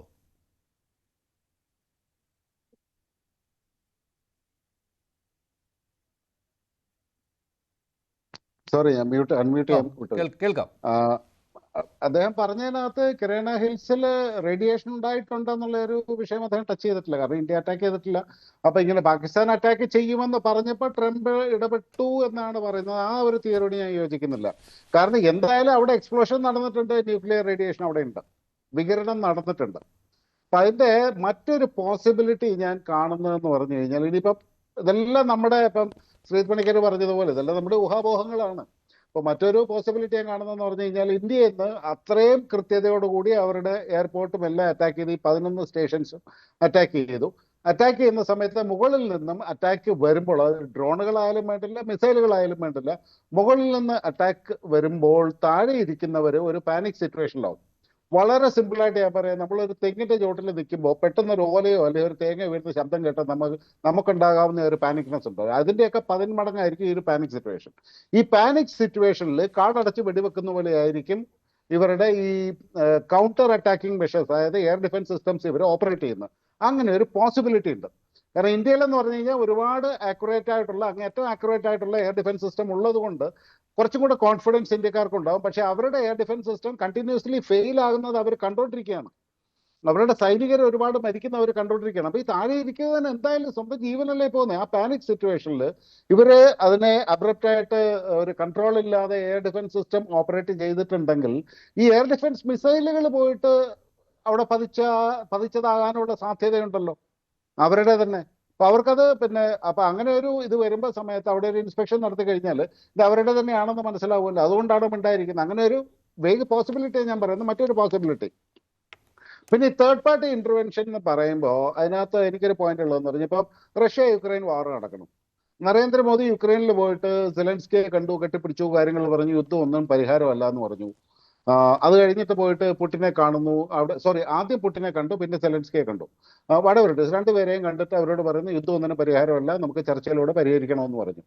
ആ സമയത്ത് ബൈ എനി ചാൻസ് അവിടെ ഒരു സീസ് ഫയർ ഉണ്ടായിരുന്നെങ്കിൽ അതിന്റെ ക്രെഡിറ്റ് നരേന്ദ്രമോദിക്ക് പോകും. അത് വേറെന്തെങ്കിലും കാരണം കൊണ്ട് അവർ തമ്മിൽ തീരുമാനിക്കുന്ന സീസ് ഫയർ ആയിരിക്കും. അപ്പൊ എന്ന് പറഞ്ഞതുപോലെയാണ് ഇവിടെ ഇന്ത്യ ഒരുപാട് രാജ്യങ്ങളുമായിട്ട് ഇന്ത്യ കമ്മ്യൂണിക്കേഷൻ ചെയ്തിട്ടുണ്ടാവും തീർച്ചയായിട്ടും. ഇതൊരു 2 ന്യൂക്ലിയർ ആംഡ് കൺട്രീസ് ആണ്. ഡെഫിനറ്റ്ലി ഖത്തറോ സൗദി അറേബ്യയോ UAE-യോ അമേരിക്കയോ റഷ്യയോ അങ്ങനെ ഒരുപാട് രാജ്യങ്ങൾ ഇന്ത്യയുമായിട്ട് കമ്മ്യൂണിക്കേറ്റ് ചെയ്തിട്ടുണ്ടാവും. നമ്മൾ അങ്ങോട്ട് കമ്മ്യൂണിക്കേറ്റ് ചെയ്തിട്ടുണ്ടാവും. അങ്ങനെ ടെലിഫോണിൽ സംസാരിച്ചിട്ടുണ്ടെന്ന് പറയുന്നത് ഓൾ നൈറ്റ് ഓവർ പിന്നെ സംസാരിച്ചു എന്ന് പറയുന്നത് അമേരിക്ക മാത്രമല്ല, JD വാൻസും ട്രംപും മാത്രമല്ല, ഒരുപാട് ലോക നേതാക്കൾ നരേന്ദ്രമോദിയുമായിട്ട് സംസാരിക്കും, പാകിസ്ഥാനിലെ അവരുടെ കൗണ്ടർ പാർട്ടുമായിട്ട് സംസാരിക്കും, അതുപോലെ നമ്മുടെ DJMO-ആയിട്ട് സംസാരിക്കും, ഇതെല്ലാം സംസാരിക്കുന്നുണ്ട്. അപ്പൊ ഈ സംസാരിക്കുന്നത് ഒരു തേർഡ് പാർട്ടി ഇന്റർവെൻഷൻ ആണ് എന്ന് നമുക്ക് എങ്ങനെ പറയാൻ പറ്റുക? ഇപ്പൊ നമ്മുടെ അയലൊക്കെ തന്നല്ലോ പ്രശ്നം ഉണ്ടാക്കി കഴിഞ്ഞാൽ നമ്മൾ പറയുന്നത് മിണ്ടായിരിക്കണമെന്ന് പറയും. എന്ന് പറഞ്ഞാൽ അതൊരു ഇന്റർവെൻഷൻ ആണോ, മീഡിയേഷൻ ആണോ? അല്ലല്ലോ. അപ്പൊ ഇത് വെറുതെ ഉണ്ടാക്കിയെടുക്കുന്ന ഒരു ഇതാണ് ഒരു തേർഡ് പാർട്ടി തിയറി എന്ന് പറയുന്നത്. അപ്പം ബേസിക്കലി ഇപ്പൊ നമ്മൾ മനസ്സിലാക്കേണ്ട ഒരു കാര്യം എന്ന് പറഞ്ഞു കഴിഞ്ഞാൽ അവിടെ ഒരു പിന്നെ ഒരു സ്ഫോടനം നടന്നിട്ടുണ്ട്. അതിന് സംശയമൊന്നുമില്ലാണ്ട് ചിത്രങ്ങളെല്ലാം അവൈലബിൾ ആണ്. ഈ പറയുന്ന പല തിയറികളുണ്ട് ഇതെങ്ങനെ സംഭവിച്ചിരിക്കാമെന്ന്. വളരെ കൃത്യമായിട്ടാണ് ശ്രീ പണിക്കർ പറഞ്ഞത്. അങ്ങനെ ഇന്ത്യ ചെയ്തതാണെങ്കിൽ അതൊരു ഇന്റർനാഷണൽ ഇഷ്യൂ ആക്കി മാറ്റിയാണ് പാകിസ്ഥാൻ എന്ന് പറഞ്ഞാൽ ഇത് ഇന്റർനാഷണലി നമുക്ക് ഒരു നിയമമുണ്ട്. നമ്മൾ മറ്റൊരു രാജ്യത്തിന്റെ ന്യൂക്ലിയർ ഫെസിലിറ്റീസിനെ ആക്രമിക്കാൻ പാടില്ല എന്നൊരു നിയമമുണ്ട്. അപ്പൊ നിയമമുള്ളപ്പോൾ ഇന്ത്യ അങ്ങനെ ആക്രമിച്ചു എന്ന് പറയുന്നത് ന്യൂക്ലിയർ അറ്റാക്കിന് തുല്യമല്ലേ? അത്രയധികം ന്യൂക്ലിയർ റേഡിയേഷൻ ഉണ്ടാകുന്നു. അത് നമ്മളൊരു ന്യൂക്ലിയർ ബോംബ് ഇടുന്നതിന് തുല്യമാണ് അവരുടെ ന്യൂക്ലിയർ ബോംബ്സിനെ നമ്മൾ ആക്രമിക്കുന്നത്. അവിടെ വേറൊരു വശം കൂടിയുണ്ട്. ഇന്ത്യക്കും പാകിസ്ഥാനും അങ്ങോട്ടും ഇങ്ങോട്ടും ഈ ന്യൂക്ലിയർ സ്റ്റോറേജ് ഫെസിലിറ്റീസ് എവിടെയാണെന്നുള്ള ഇൻഫർമേഷൻ നമ്മൾ അങ്ങോട്ടും ഇങ്ങോട്ടും കൈമാറ്റം ചെയ്തിട്ടും ഉണ്ട്. അപ്പൊ ഇന്ത്യ അങ്ങനെ ചെയ്തെങ്കിൽ പാകിസ്ഥാൻ ഇത് ഇന്റർനാഷണൽ ലെവലിൽ വലിയൊരു ഒച്ചപ്പാട് ഉണ്ടാക്കി കഴിഞ്ഞാൽ ഇന്ത്യക്ക് അതിഭയങ്കരമായ സാങ്ഷൻസ് വരെ ലോകം മുഴുവൻ ഏർപ്പെടുത്താനുള്ള സാധ്യതയുണ്ട്. India cannot escape from that. കാരണം ഒരു ന്യൂക്ലിയർ ബോംബ് ഇടുന്നു എന്നുള്ളത് പോലെ അല്ല. ഇപ്പൊ നമ്മൾ നിസ്സാരമായിട്ട് കാണുന്നതാണ്. ചെറിയ ചെറിയ കാര്യങ്ങൾക്ക് വരെ ഇപ്പം സമ്പൂർണ്ണമായ സാങ്ഷൻസ്. റഷ്യ യുക്രൈനുമായിട്ടുള്ള കോൺഫ്ലിക്റ്റ് വന്നപ്പോഴത്തേനും ഈ എൻറ്റയർ യൂറോപ്യൻ കൺട്രീസും നാറ്റോ അലയൻസും അമേരിക്കയും എല്ലാം സാങ്ഷൻസ് ഏർപ്പെടുത്തി. അപ്പോൾ ഒരു കൺട്രിയുടെ ന്യൂക്ലിയർ ഫെസിലിറ്റി നമ്മൾ ആക്രമിച്ചു, ആ കൺട്രിയെ പൂർണ്ണമായിട്ട് നശിപ്പിക്കാൻ പോവുകയാണ് എന്ന് പറഞ്ഞ് ഇന്റർനാഷണലി അക്സെപ്റ്റബിൾ ആയിട്ടുള്ള സകല നിയമങ്ങളെ വയലേറ്റ് ചെയ്ത് കഴിഞ്ഞാൽ ഈവൻ റഷ്യ പോലും ഒരു പക്ഷേ ആ ഒരു ഉപരോധത്തിൽ പാർട്ടിസിപ്പേറ്റ് ചെയ്തുകൂടാന്നില്ലല്ലോ. അപ്പൊ പാകിസ്ഥാനിനെ തീർച്ചയായിട്ടും ഇന്ത്യക്കെതിരെയുള്ള ഏറ്റവും നല്ല ആയുധമായിട്ട് ഉപയോഗിക്കും. അത് വളരെ വാലിഡ് ആയിട്ടുള്ള ഒരു പോയിന്റാണ്. അപ്പൊ അത് ഇന്ത്യ ആവാൻ സാധ്യതയില്ല. ഒരു പക്ഷെ അവരുടെ കയ്യിൽ നിന്ന് തന്നെ പറ്റിയതാകാൻ സാധ്യതയുണ്ട്. അതുകൊണ്ടായിരിക്കും അവരും ഉണ്ടായിരിക്കുന്നത്. അത് തടയുവാനുള്ള ശ്രമവും അവിടെ നടന്നു അതിനുശേഷം. ഇല്ല, അതിന്റെ പ്രിക്കോഷൻ നടപടികളും ഉണ്ടായി. തീർച്ചയായിട്ടും ഉണ്ടായിട്ടുണ്ട്. ശരി, ശ്രീ പണിക്കർ, പക്ഷേ മറ്റൊരു കാര്യം കൂടി സംഭവിച്ചത് പ്രധാനമന്ത്രി നരേന്ദ്രമോദി കൃത്യമായ ഒരു മുന്നറിയിപ്പ് നൽകിയല്ലോ, ന്യൂക്ലിയർ ബ്ലാക്ക് മെയിലിംഗ് ഇന്ത്യയോട് വേണ്ട എന്നുള്ളത്. അത് സീസ് ഫയറിന് ശേഷമാണ് അത് നടത്തിയത്. അപ്പോൾ കൃത്യമായിട്ട് അവിടെ ആണവായുധം പ്രയോഗിക്കുവാൻ പാകിസ്ഥാൻ എന്തെങ്കിലും ശ്രമം നടത്തിയാൽ അത് ഒരിക്കലും നടക്കുകയില്ല എന്നുള്ള വ്യക്തമായ മുന്നറിയിപ്പാണല്ലോ. നിശ്ചയമായും. കാരണം ഇപ്പോൾ IAFന്റെ എയർ മാർഷൽ പറഞ്ഞിരിക്കുന്ന കാര്യം നോക്കൂ. കിരാന ഹിൽസിലാണ് ഇതൊക്കെ സ്റ്റോർ ചെയ്തിരിക്കുന്നതെന്ന് ഞങ്ങൾക്കറിയില്ലായിരുന്നു എന്നാണ് അദ്ദേഹം പറയുന്നത്. അതിനുശേഷം അദ്ദേഹം പുഞ്ചിരിക്കുന്നുണ്ട്. അപ്പോൾ അതിനുശേഷം പ്രധാനമന്ത്രിയുടെ സ്റ്റേറ്റ്മെൻറ്റ് വരുന്ന സമയത്ത് അദ്ദേഹം പറയുന്നത് ഇനി ന്യൂക്ലിയർ ഒരു ത്രെട്ട് അല്ലെങ്കിൽ അത് വെച്ചിട്ടുള്ള ഒരു ബ്ലാക്ക് മെയിലിംഗ് ഞങ്ങളോട് വേണ്ട എന്ന് പറയുന്നുണ്ട്. അപ്പോൾ ആ പറയുന്നതിന് തന്നെ അർത്ഥം ഒരുപക്ഷെ നിങ്ങൾ എക്സ്പോസ് ചെയ്യപ്പെട്ടിരിക്കുകയാണ്, നിങ്ങളുടെ സ്റ്റോറേജ് ഫെസിലിറ്റി എവിടെയാണ് എന്നതിനെക്കുറിച്ച് നമുക്ക് കൃത്യമായിട്ട് അറിയാം. വളരെ സീക്രട്ടായിട്ട് കീപ്പ് ചെയ്യുന്ന ഈ വിവരം മറ്റൊരു പ്രത്യേകിച്ച് അവർ ശത്രു രാജ്യമായിട്ട് കാണുന്ന ഇന്ത്യക്ക് അറിയാം എന്നുണ്ടെങ്കിൽ അത് അവരുടെ പൊസിഷൻ കോംപ്രമൈസ്ഡായി പോവുകയാണ്.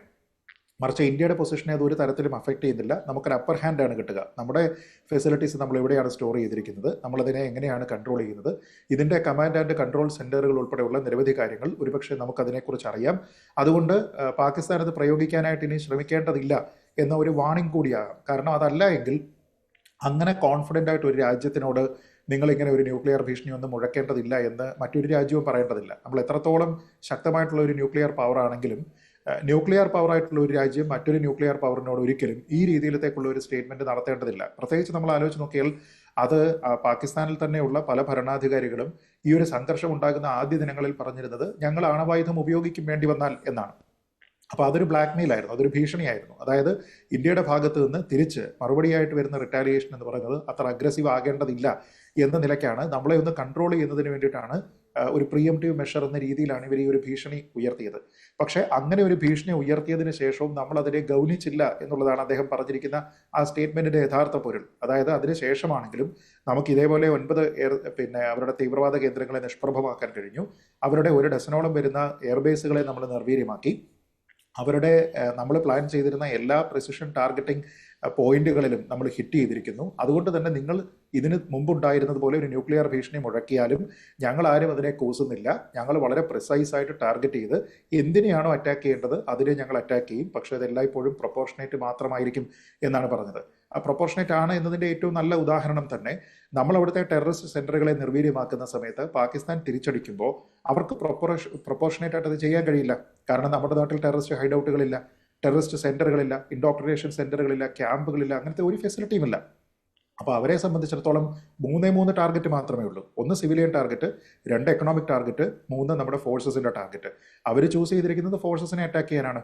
അതേപോലെ തന്നെ അവർ സിവിലിയൻ സെന്ററുകളെയും ടാർഗറ്റ് ചെയ്തു. ഇപ്പോൾ നമ്മളിപ്പോൾ ഈ കിരാന ഹിൽസ് കുറച്ച് ഓഫ് പ്ലേസ് ആണ്, അവിടെ അറ്റാക്ക് ചെയ്തു എന്ന് ഒക്കെ പറയുമ്പോൾ പോലും അതിനേക്കാൾ കൂടുതൽ നമ്മൾ ചർച്ച ചെയ്യേണ്ടത് സത്യം പറഞ്ഞാൽ നമ്മുടെ കോൺവെന്റുകളിൽ, നമ്മുടെ ഗുരുദ്വാരകളിൽ, നമ്മുടെ ക്ഷേത്രങ്ങളിൽ, നമ്മുടെ സ്കൂളുകളിൽ ഒക്കെ തന്നെ ഇവർ അറ്റാക്ക് ചെയ്തിരിക്കുന്നതാണ്. അത് ജനീവ കൺവെൻഷൻ ഉൾപ്പെടെയുള്ള എല്ലാ ഇന്റർനാഷണൽ എഗ്രിമെന്റുകളുടെയും വയലേഷനാണ്. സിവിലിയൻ ഏരിയകളെ അറ്റാക്ക് ചെയ്യാൻ പാടില്ല എന്നാണ്.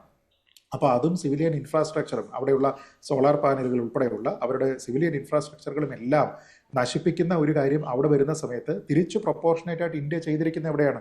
നമ്മുടെ എയർബേസുകളെ അവർ അറ്റാക്ക് ചെയ്യുന്ന സമയത്ത് തിരിച്ച് നമ്മൾ അവരുടെ എയർബേസുകളെ അറ്റാക്ക് ചെയ്തു.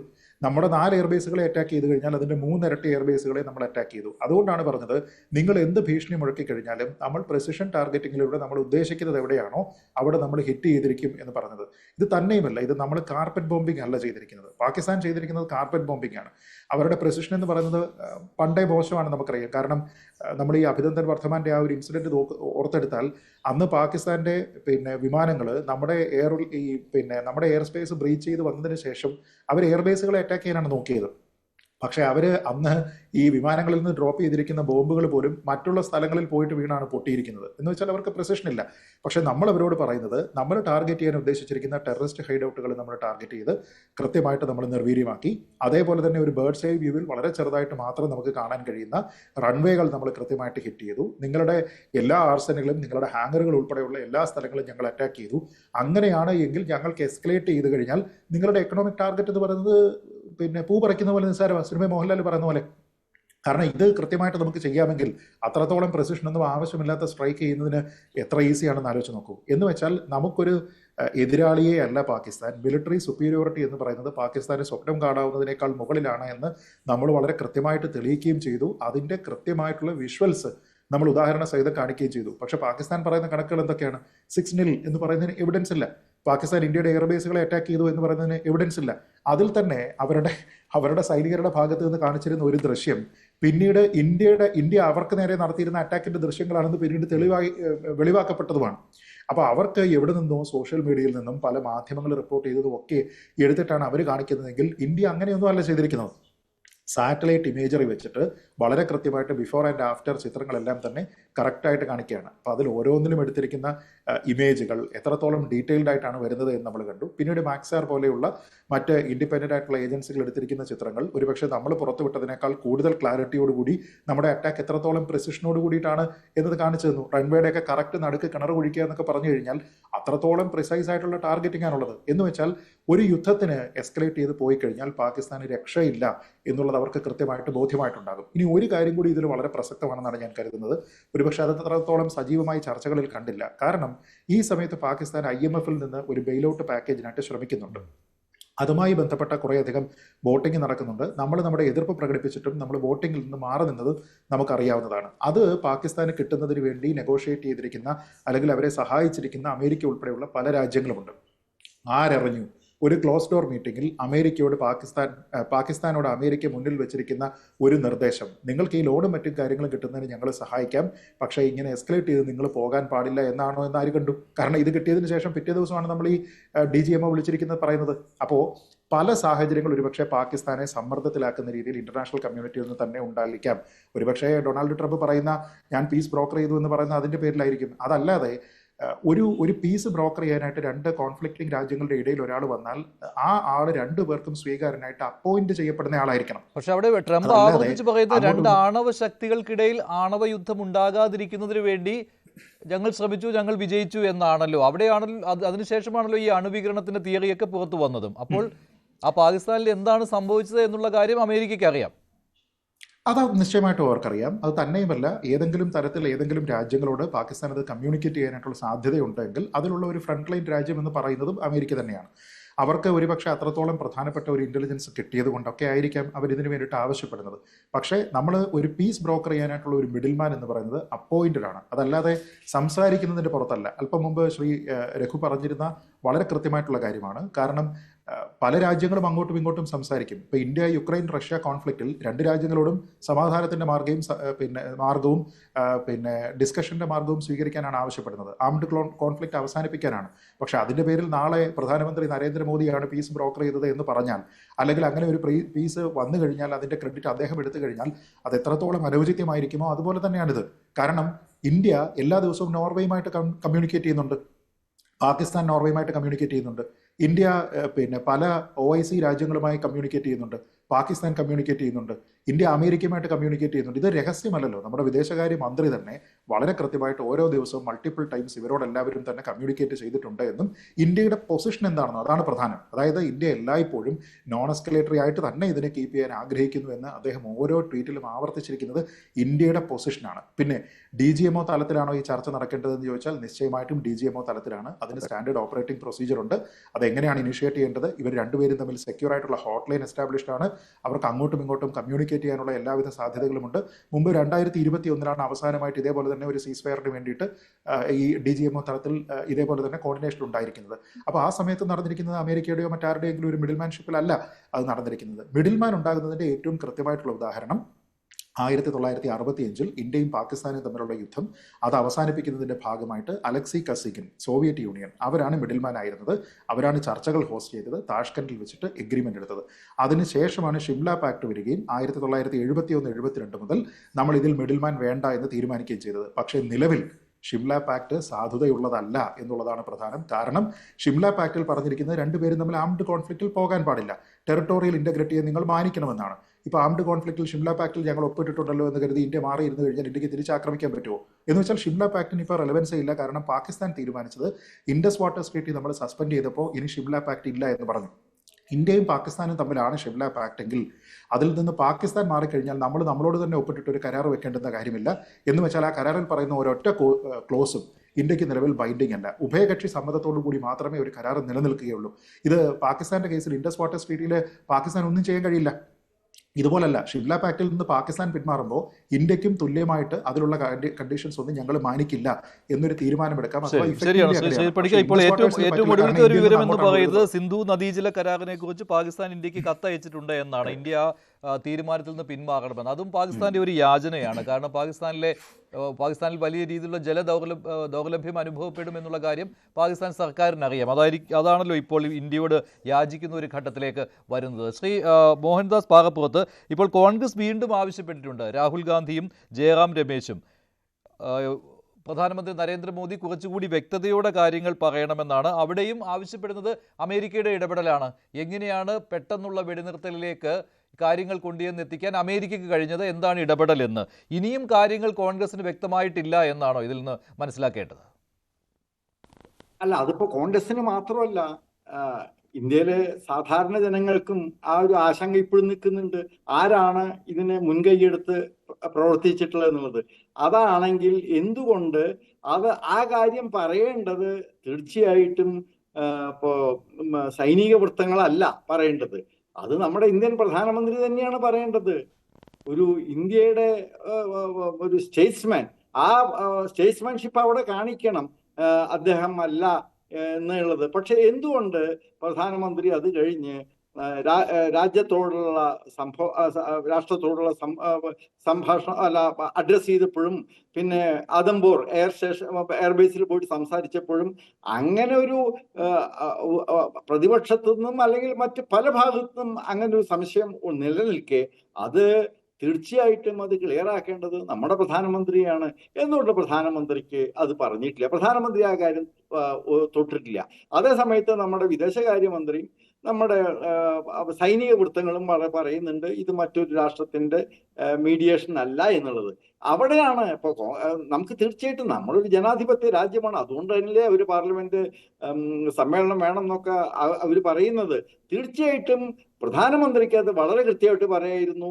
ഇതങ്ങനെ നിങ്ങൾ ആരും വിചാരിക്കുന്ന പോലെ ഒരു അമേരിക്കൻ ഇന്റർവെൻഷനോ അല്ലെങ്കിൽ മീഡിയേഷനോ അല്ല എന്നുള്ളത് പ്രധാനമന്ത്രിയുടെ വായിൽ നിന്ന് കേൾക്കാനാണ് ജനം മുഴുവൻ കാത്തിരിക്കുന്നത്.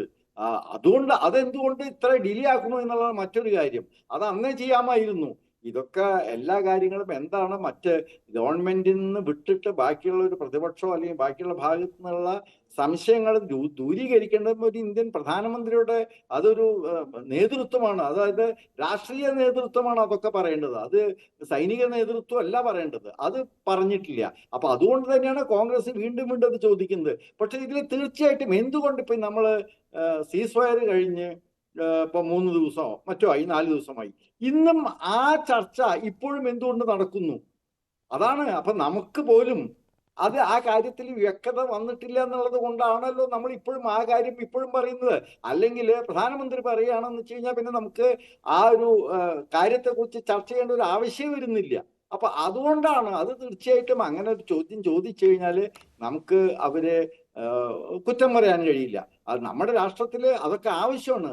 അതിലാണ് രാഷ്ട്രീയ നേതൃത്വത്തിന്റെ കഴിവ്. അത് ശരി ശരി ശ്രീ മോഹൻദാസ് പാറപ്പുറത്ത്. ശ്രീ രഘുനാഥ് നായർ, ഇപ്പോൾ കിരാന ഹിൽസിൽ അണുവികിരണം ഉണ്ടായോ? അതുകൊണ്ടാണോ പാകിസ്ഥാൻ പെട്ടെന്ന് തന്നെ വെടിനിർത്തലിന് തയ്യാറായി വന്നത്? അമേരിക്ക അവിടെ ഭയപ്പെട്ടു, അങ്ങനെ ഇന്ത്യയുമായി സംസാരിച്ചു? അതാണല്ലോ മൂന്നാം കക്ഷിയുടെ ഇടപെടൽ എന്ന് പറയുന്നത്. ഇതിൽ ഇനിയും ക്ലാരിറ്റി കുറവുണ്ടോ? പ്രധാനമന്ത്രിയുടെ കഴിഞ്ഞ ദിവസത്തെ രാജ്യത്തെ അഭിസംബോധന ചെയ്ത് നടത്തിയ ആ പ്രസംഗത്തിന് ശേഷവും ഇവിടെ ശ്രീ മഞ്ജുഷ് വളരെ ക്ലിയർ ആണ്. കാരണം കിരാന ഹിൽസിൽ അണുവികിരണം വളരെ ശക്തമായിട്ട് തന്നെ ഉണ്ടായിട്ടുണ്ട്. അത് ഒരു സംശയമില്ലാത്ത കാര്യമാണ്. നമുക്ക് ഈ ഓരോരോ ഇതുവരെ വരുന്ന ഈ പറഞ്ഞ പോലെ നമ്മളെല്ലാം അനലൈസ് ചെയ്ത് കഴിഞ്ഞാൽ കാണും. അപ്പൊ അങ്ങനെ ഒരു സംഭവം ഉണ്ടായി കഴിയുമ്പോൾ ഇമ്മീഡിയറ്റ്ലി ഒരു പക്ഷേ പാകിസ്ഥാൻ അമേരിക്കയെ വിളിച്ച് പറഞ്ഞിട്ടുണ്ടാവും. ഇതിനകത്ത് വേറൊരു വശം കൂടിയുണ്ട്. ഏപ്രിൽ 22-ാം തീയതിയാണ് തീവ്രവാദി ആക്രമണം നടക്കുന്നത്. ഏപ്രിൽ 27, 28, 29 ആ സമയം മുതലേ തന്നെ പാകിസ്ഥാന്റെ അമേരിക്കയിലെ സ്ഥാനപതി വൈറ്റ് ഹൗസിലും അമേരിക്കൻ എംബസിയിലും അവിടെ എല്ലാം ഓടി ഓടി നടന്ന് ഇന്ത്യ ഞങ്ങളെ ആക്രമിക്കും, ഇന്ത്യ ഞങ്ങളെ ആക്രമിക്കും, നിങ്ങൾ ഇടപെടണമെന്ന് അന്ന് മുതലേ പറയുന്നതായിട്ട് പത്രത്തിൽ വാർത്തകൾ വന്നിട്ടുണ്ട്. ഇത് ഏകദേശം ഒരു മെയ് 2-ാം തീയതി ഒക്കെ ആയപ്പോഴത്തേനും വളരെ ശക്തമായിട്ടുള്ള വാർത്തകൾ, 1-ാം തീയതി 2-ാം തീയതി ആയപ്പോഴത്തേനും ഇയാൾ ഹീസ് ലിറ്ററലി ബെഗിങ് എന്നുള്ള രീതിയിലാണ് വാർത്തകൾ വന്നിരിക്കുന്നത്. കാരണം ഇവിടെ നമ്മുടെ പ്രധാനമന്ത്രിയുടെയും പിന്നെ നമ്മുടെ പ്രതിരോധ മന്ത്രിയുടെയും വിദേശകാര്യമന്ത്രിയുടെയും എല്ലാം സ്റ്റേറ്റ്മെന്റ്സ് വളരെ ശക്തമായിരുന്നു. നമ്മൾ ഇതിന് ശക്തമായ തിരിച്ചടി കൊടുക്കുമെന്നുള്ളത് ഘർമേ ഘുസ്കെ മാറൂങ്കാന്ന് പിന്നെ 2019 പറഞ്ഞത്, ഘർമേ ഘുസ്കെ മാറൂങ്കാന്ന് പറഞ്ഞത് നടപ്പിലാക്കി. അപ്പൊ അറിയാം ഈ മോദി വെറുതെ വിടുന്ന ജീവിയല്ല എന്നുള്ളത് ഇവർക്കെല്ലാം വ്യക്തമായിട്ട് അറിയാം. ആ മോദിയുടെ ബോഡി ലാംഗ്വേജ് കണ്ടാൽ തന്നെ അറിയാം എന്തായാലും പണി കിട്ടും എന്നുള്ളത്. ഇവരത് വളരെ ശക്തമായിട്ട് അന്ന് മുതലേ അമേരിക്കയോട് ആവശ്യപ്പെടുന്നുണ്ട്.